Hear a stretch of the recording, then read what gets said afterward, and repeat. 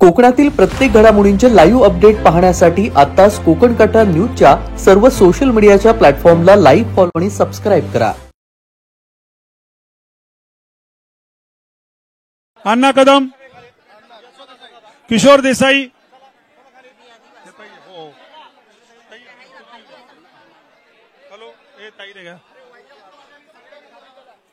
रत्नागिरी जिल्ह्यातील दापोली विधानसभा मतदारसंघाचे माजी आमदार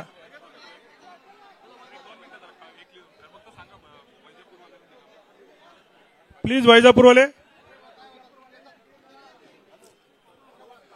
रत्नागिरी जिल्ह्यातील दापोली विधानसभा मतदारसंघाचे माजी आमदार संजयराव कदम हे उबाटामधून आज त्यांच्या असंख्य कार्यकर्त्यांसह या ठिकाणी शिवसेनेचे मुख्य नेते माननीय उपमुख्यमंत्री श्री एकनाथजी शिंदे साहेब तसेच शिवसेना नेते रामदासजी कदम साहेब यांच्या प्रमुख उपस्थितीमध्ये आज या ठिकाणी जाहीर प्रवेश करीत आहे. एकनाथजी शिंदे साहेबांच्या उपस्थितीमध्ये प्रवेश होते.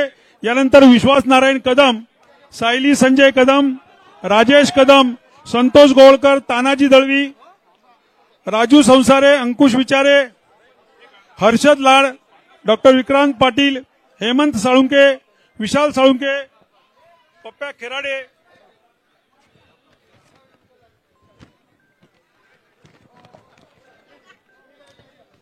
सतीश कदम, विरशन मोरे, संतोष नलावडे, शैलेश कदम, संजय घोसाळकर, अमोल लांजेकर,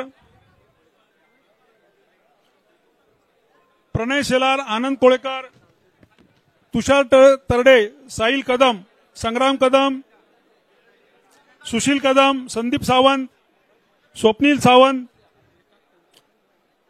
सुरेश जाधव, अजित भोसले, सोम संसारे,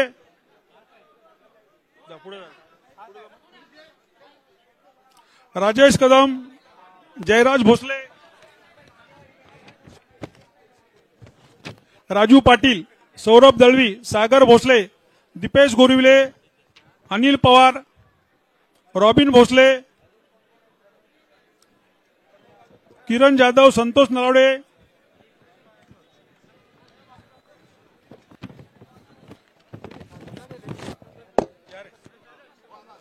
राजू मोहने, रामचंद्र आखाडे, किशोर साळवी, संदेश कदम, रवी पवार,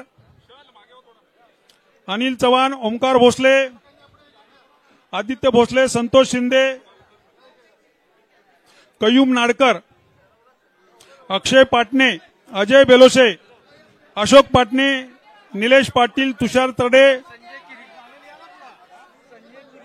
संजय किरी,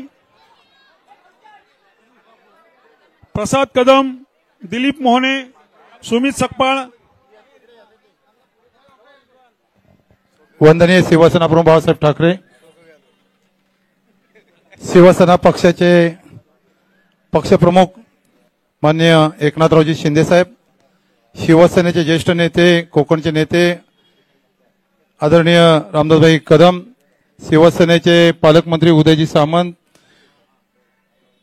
शिवसेनेचे महाराष्ट्र राज्याचे राज्यमंत्री योगेशजी कदम, आमच्या या ठिकाणी दापोलीचे सुपुत्र आणि भांडूपचे आमदार आमचे मित्र अशोकजी पाटील साहेब, या कार्यक्रमानिमित्त या ठिकाणी उपस्थित असलेले ऑपरेशन टायगरचे पहिला मुहूर्त करणारे राजनजी साळवी माजी आमदार, या ठिकाणी माजी खासदार शेवाळे साहेब, शिवसेनेचे जिल्हाप्रमुख शशिकांत चव्हाण, सगळेच पदाधिकारी शिवसेनेचे आमच्या सोबत या ठिकाणी पक्षप्रवेश करून घडून आणण्यासाठी ज्यांनी मोलाचं जी मेहनत घेतली ते आमचे मित्र दापोलीचे नगराध्यक्ष खालीबाई रखांगे, त्यांचे सगळे सहकारी, माझे सर्व उपस्थित हितचिंतक, माझे सर्व सहकारी, उपस्थित मित्रांनो,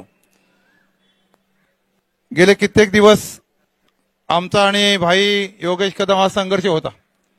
परंतु 1990 साली जेव्हा विधानसभेच्या निवडणुकी झाल्या तेव्हा सगळ्यात जास्त जर रामदास भाईंचं काम जर कुणी जवळून केलं असेल तर ते भाईंना माहिती आहे. आणि त्याच्यामुळे आम्ही 90 पासून साहेब आम्ही एकत्रित सगळं काम केलं. 90 नंतर पुढच्या काळामध्ये गेल्या 2014 पूर्वी फार वेगळ्या पद्धतीनं भाईंचा पराभव झाल्यानंतर तिथं राजकारण झालं आणि त्याच्यानंतर मग मी विधानसभा केली. मी 2014ला निवडून आलो. मी निवडून आल्यानंतर मग पुढचं आणखी राजकारण बदललं. भाईने आणखी ताकद लावली. योगेश दादांना संधी मिळाली. संधी मिळता मिळता तुमच्या मुख्यमंत्री काळामध्ये जो कोकणाचा विकास झाला, पुढच्या काळामध्ये तुम्ही सरकारमध्ये, योगेश दादाही सरकारमध्ये, आणि तेव्हा आमच्याकडच्या भागाचा कोकणचा विकास अधिक गतीनं होत गेला. आणि त्याच्यामुळे आम्ही सगळ्यांनी ठरवलं की विकासाच्या दृष्टीनं भाईंच्या पाठीशी उभं राहायचं आणि पुढे राहिलेला जो विकास आहे त्या ठिकाणी करून घ्यायचा. मी सुद्धा मुळात पहिल्या सुरुवातीपासून शिवसैनिक, संपूर्ण जिल्ह्यामध्ये 1989ला मी जिल्ह्यातला पहिला सरपंच, आणि म्हणून मी माझ्याच घरामध्ये आलो तर मला त्या ठिकाणी आनंद आहे. आणि म्हणून आपण सगळ्यांनी पुढच्या काळामध्ये जेव्हा जिल्हा परिषद निवडणुका होतील, पंचायत समिती निवडणुका होतील, संपूर्ण राज्यामध्ये जिल्हा परिषद निवडणुका होतील, त्या पालकमंत्री उदयजी सामंत असतील, योगेशदादा असतील, भाईंच्या नेतृत्वाखाली संपूर्ण राज्यामध्ये ज्या जिल्हा परिषद निवडणुका लागतील त्या सगळ्यात जास्त बहुमतानं 1 नंबरची जिल्हा परिषद ही रत्नागिरी असेल. कारण आम्ही सुद्धा रत्नागिरी जिल्हा परिषदेमध्ये मी 4 टर्म स्थानिक स्वराज्य संस्थेमध्ये काम पाहिलंय, उपाध्यक्ष होतो जिल्हा परिषदचा, आणि आता सगळेच पदाधिकारी एका झेंड्याखाली त्या ठिकाणी आलेले आहेत. आणि पुढच्या काळामध्ये निर्णय त्या ठिकाणी फार वेगळा त्याच्यामध्ये जिल्ह्याला आपल्याला पाहायला मिळेल. पुन्हा अशा जी ताकद शिंदेसाहेब दिलेत ती पुढची ताकद अशा पुन्हा आपल्याकडनं मिळावी जिल्ह्याला, अशी अपेक्षा व्यक्त करून या ठिकाणी थांबतो. जय हिंद, जय महाराष्ट्र.